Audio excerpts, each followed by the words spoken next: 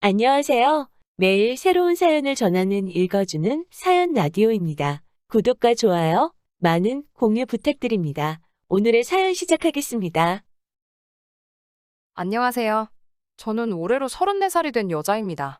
결혼한 지 1년 만에 지금은 돌아온 싱글이 돼서 새로운 출발을 준비하고 있습니다. 남편과 이혼한 지는 반년 정도 되었고요. 결혼 생활 1년간 스트레스가 이만저만이 아니었는데 이혼 후에 돌아가는 상황이 너무 후련하고 재밌는 데다가 너무 고소해서 그런가 여러분들께도 들려드리고 싶어서 이렇게 사연 한번 보내봤어요. 제가 33세 결혼을 했으니 요즘 같은 시대에 늦었다고 하기도 뭐하지만 빠른 편도 아니었어요. 원체 제가 결혼을 꼭 해야 한다는 생각도 가지고 있지 않아서 하게 되면 하는 거고 말게 되면 마는 거라는 식으로 제 일에 열중하면서 살고 있었습니다. 그렇다고 해서 제가 비혼주의자까지는 아니지만 결혼 자체에 부정적인 생각이 있어서 서둘러서 하고 싶지는 않았습니다. 어찌되었든 평생 남으로 살아온 사람과 가족이 되는 게 결혼인데 여기 올라온 다른 사연들만 몇 개 들어도 알 수 있듯이 가족이 된다는 게 결코 쉬운 일이 아니잖아요. 제가 제 배우자만 좋다고 해서 꼭 행복하리란 보장이 없는 데다가 의견 충돌로 일어나는 스트레스 같은 걸 감당할 자신이 없었어요. 엄마는 그런 저를 보면서 제 생각이 틀렸다고, 나이 먹으면 저도 생각이 달라질 거라고 했는데 그런 생각이 한 번도 변한 적은 없었어요. 그런데 제가 한두 살 나이를 더 먹게 되고 나이 먹어가면서 회사 일에 열중하다 보니 점점 꾸미는데도 관심이 떨어지고 하니까 제가 진짜로 결혼을 못하게 되는 건가 싶어 엄마도 안달이 나셨었나 봐요. 어느 날엔가 저한테 아는 사람을 통해서 선자리 비슷한 걸 만들어놨다고 하시며 워낙에 간곡하게 부탁하시길래 한번 져주는 척하면서 그 자리를 나가게 되었어요. 그때 만난 사람이 저의 전 남편이었죠. 저도 제가 그렇게 결혼하게 될 거라고는 상상도 못했어요. 결국 안 좋게 끝난 제 결혼에 엄마는 그때 자기가 서두르지 않았으면 적어도 저한테 이혼한 여자라는 딱지가 붙지 않았을 테니 매번 제게 미안하다고 사과를 하시지만 저는 그렇게 크게 신경 쓰지 않습니다. 소개 자리에 나온 사람은 저보다 4살 연하의 남자였습니다.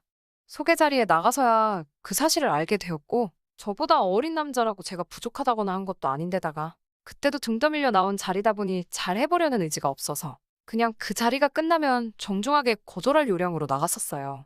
남편과는 간단히 자기소개를 주고받고 대화를 나누는데 당시 남편도 별로 의욕이 없어 보이더라고요. 그때는 막연히 제가 자기보다 나이가 많은 여자라 실망했는가 보다 싶어 기분이 썩 좋지만은 않았는데 사실은 그게 아니었어요. 어쩌다가 그런 대화가 오고 간지는 모르겠는데 그냥 식사가 끝나고 원래 계획했던 대로 남편에게 제가 먼저 말을 걸었어요. 저는 사실 별 생각 없이 나온 자리고 처음부터 거절할 생각으로 나왔다는 이야기를 꺼냈는데 남편도 저와 같은 생각이더라고요. 사실 자기도 결혼 생각은 딱히 없는 사람이고 남편의 부모님이 통사정을 하는 바람에 등 떠밀려 나온 자리라고 말을 하더라고요. 홀어머니의 외동이라서 자꾸 자기의 결혼을 서두르신다며 부담스럽다는 이야기를 꺼내면서 자기는 결혼을 서두르고 싶지 않다는 의사를 확실하게 밝혀왔어요.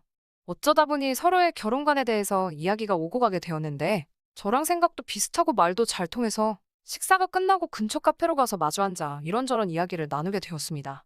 오히려 식사 자리에서보다 훨씬 많은 대화를 주고받았는데 말도 잘 통하고 생각까지 비슷하니 오히려 선자리에서보다 카페에서 둘이 보낸 시간이 더 선자리처럼 느껴지더라고요.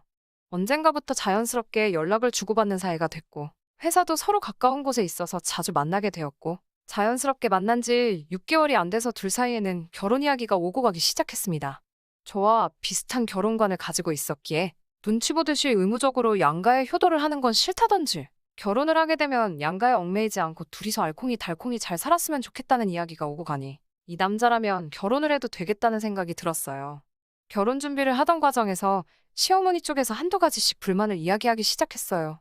저는 제 결혼을 진정으로 축하해줄 수 있는 사람만 불러 소규모의 결혼식을 생각하고 있었는데 시어머니 쪽에서 여태 축의금으로 나간 돈이 얼마인 줄 아시냐며 그걸 다 회수하려면 무조건 크게 해야 한다고 성하시더군요. 막상 결혼식에는 그렇게 많은 사람들이 오지 않아서 식사비로 헛돈이 나가기는 했지만 그 정도는 결혼 후 있던 일에 세 발의 피도 되지 않았습니다. 신혼집을 마련할 때도 크고 작은 소동이 있었어요. 결혼 자금으로 쓰려고 모은 돈은 아니지만 아무튼 남편이 준비한 돈보다 제가 준비한 돈이 더 많았어요. 당연히 제가 남편보다 회사 생활도 일찍 시작했고 나이도 더 많았기 때문에 모아둔 돈이 차이가 나는 건 당연하다는 생각이었습니다. 어차피 가족이 될 건데 누가 더 내고 누가 덜 내고 그게 뭐가 중요한가 싶었습니다. 남편이 가진 돈은 4,500 정도였고 나머지는 제가 모은 돈과 대출을 섞어서 준비하게 되었어요. 회사가 서로 가까운지라 경기도권이기는 하지만 회사가 있는 곳까지 대중교통이 잘 되어 있는 아파트를 전세로 들어가기로 했습니다. 비교적 신축인데다가 전세금 2억 정도로 들어갈 수 있는 곳 중에서는 주변 인프라도 잘 되어 있고 해서 내린 결정이었죠. 막상 대출을 받으려니 이자 내는 게 아쉬워 남편 쪽에서 좀 더 지원을 받았으면 했지만 남편은 지금 신세지면 괜히 나중에 손 벌릴 수도 있고 그렇게 되면 그때 가서 할 말이 없으니 이 부분은 우리가 감내하는 게 어떻겠냐 하더라고요. 시댁이 형편이 넉넉한 곳은 아니라 노후자금이 확실히 마련되지 않은 상황이란 걸 알았기에 그 말이 이해가 가더라고요. 그런데 저희가 들어갈 집 가지고 시어머니 쪽에서 싫은 소리를 하시더라고요. 저희가 알아본 신혼집이 2억이라는 사실이 굉장히 언짢으셨던 것 같습니다. 시댁 근처에 전세 6천짜리 연립을 추천하시면서 이 정도만 해도 아무 지장 없이 살 텐데 이제 막 시작하는 신혼부부가 무슨 30평짜리 신축으로 들어가냐며 노발대발 하시더라고요. 예단을 생략한 이유가 이런 사치를 부리려고 그런 거냐며 성하셨습니다. 돈 한 푼 보태주시지 않았으면서 그런 말을 하시는 게 솔직히 이해가 가지 않았고 저도 철 들고 난 후에 주택이나 빌라에서 살아본 적도 없었기 때문에 미안하지만 시어머니 뜻에는 따를 수 없겠다고 남편에게 이야기했더니 그 부분에는 남편이 제 편을 들어주면서 일단락되었습니다. 결혼 전에는 저보다 어리고 시어머니 말에 꿈쩍도 못하는 것 같아서 걱정했는데 그래도 중심 잡을 때는 중심을 잡아주는 것 같아 그 모습이 든든해 보였었어요. 그런 모습은 신혼 초반에는 변하지 않았어요. 한동안은 아침에 출근 준비를 하느라 바쁜 와중에 매번 시어머니한테 전화가 왔습니다. 우리 아들 아침밥은 챙겨줬느냐? 소화를 잘 못하니 누룽지 같은 걸 끓여주면 잘 먹는다. 계란 후라이라도 하나 해주거라. 이런 식으로 매일 아침마다 전화를 하셨어요. 신혼집이 대중교통이 좋기는 하지만 거리가 멀어져 출근하는 시간이 길어졌기 때문에 아침에 바쁜데 도무지 아침을 챙겨 먹을 시간도 안 됐습니다. 거기에 제가 아침밥을 꼭 챙겨 먹는 스타일도 아닌지라 그런 전화가 저에겐 큰 스트레스로 다가왔습니다. 그렇게 아침마다 시어머니 잔소리에 시달리다가 남편에게 아침밥을 먹고 싶으면 너가 알아서 챙겨 먹으라 했더니 그 자리에서 바로 시모에게 전화해 한 소리 하더라고요.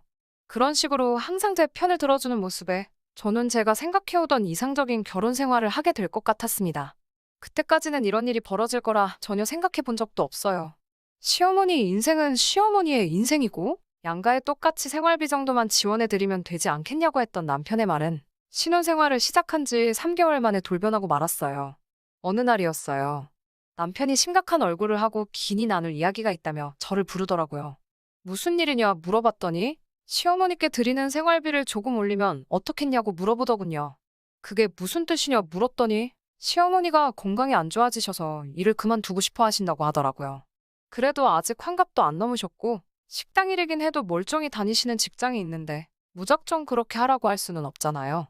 어디가 안 좋으시냐 물어봤더니 요즘 눈도 침침하다고 하시고 허리가 아프다고 하신다고 하더라고요. 그 소리를 들으니 조금 그래서 그 나이 때 어르신들은 원래 눈도 침침하고 허리도 안 좋으신 게 당연한 거라고. 차라리 일을 조금만 줄이시고 우리가 양가에 달마다 30씩 보내는 생활비를 50씩으로 올리면 서로 공평하지 않겠냐고 대답했지요. 그랬더니 남편이 저에게 너는 어떻게 그렇게 계산적일 수가 있냐고. 다른 사람도 아니고 우리 어머니 이야기인데 제가 그렇게 나올 줄은 상상도 못했다고 했습니다. 그래놓고 하는 말이 우리 집은 아버지도 계시고 두 분 다 일을 하고 계시니 솔직히 말하면 시어머니께 더 잘해드려야 하는 게 맞지 않느냐며 굳이 친정에도 생활비를 드릴 필요가 있냐고 화를 냈습니다.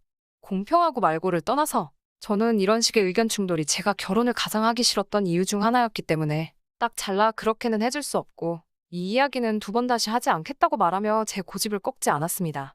제 말을 이해했는지 남편은 그 뒤로 따로 시어머니 생활비 문제로 더 이상 말을 꺼내지 않길래 그냥 이렇게 넘어가는가 보다 싶었어요.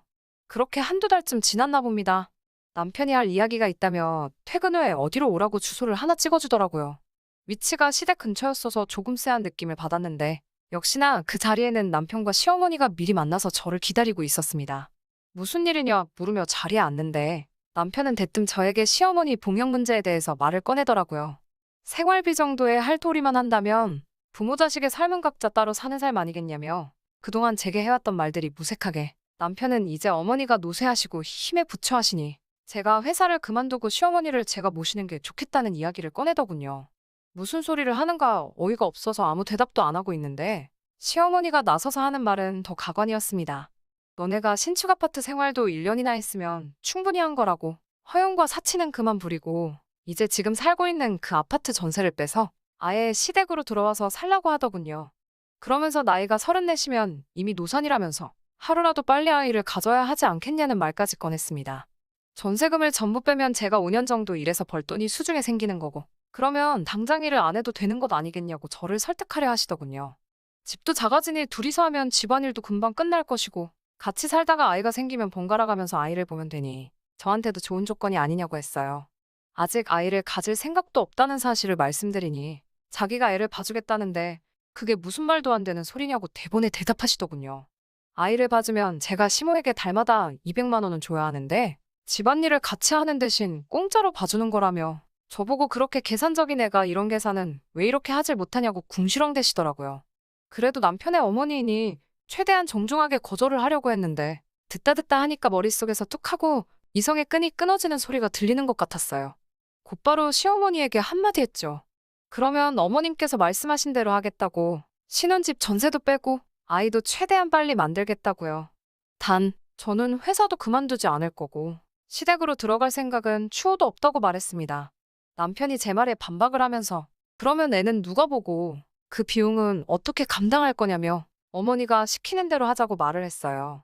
저는 남편에게 넌 조용히 있어 하며 손에 들고 있던 물컵을 들어 남편 얼굴에 끼얹어버리고 시어머니 보는 앞에서 따박따박 제가 하고 싶은 말을 했습니다.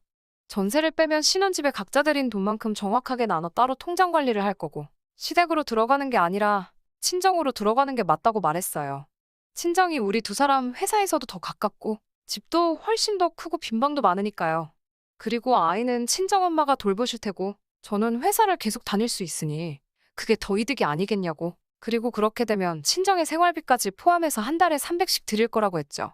시어머니는 얼굴에 물을 맞고 상황 파악을 못하는 남편은 신경도 쓰지 않고 제 말이 끝나자마자 지금 우리 아들을 데릴 사위를 만들려고 하는 거냐며 발악을 하시더군요. 저는 할 이야기 다 끝났으니 그게 싫으면 그냥 이혼할게요. 하고 자리에서 일어났습니다. 나가기 전에 목이 타서 물 한 컵을 더 따라 마시고 나왔는데 제가 컵을 손에 쥐는 순간 시어머니가 그 모습을 보고 움찔하시더라고요. 아마 제가 시어머니한테도 물 한 컵 끼얹으려고 했나 싶으셨나 봐요. 그날 저녁 저보다 늦게 돌아온 남편은 앞뒤 다 자르고 사과 한마디 없이 제 앞에서 화를 내더군요. 어떻게 사람 많은 곳에서 그런 망신을 주냐며 그리고 어떻게 자기 어머니한테 그럴 수 있냐면서요. 입장 바꿔 장모님이 같은 상황이라면 자기는 그렇게 했을 거라고 말도 안 되는 소리를 하더군요.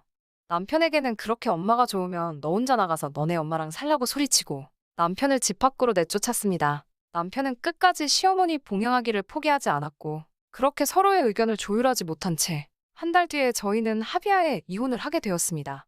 결혼할 때 들었던 비용은 전세금을 빼서 처음에 들어간 돈 그대로 똑같이 나누었어요. 저는 다시 친정으로 들어가게 되었고 그 뒤로는 시댁이나 남편과는 따로 연락을 한 적이 없습니다. 하지만 이렇게 모든 일이 끝이 났다면 제가 이 사연을 보낸 이유가 없겠죠? 우연히 얼마 전에 남편을 만날 일이 생겼는데 그때 알게 된 사실이 너무 재밌어서 말이죠. 그리고 오늘 제가 이 사연을 보낸 이유이기도 합니다.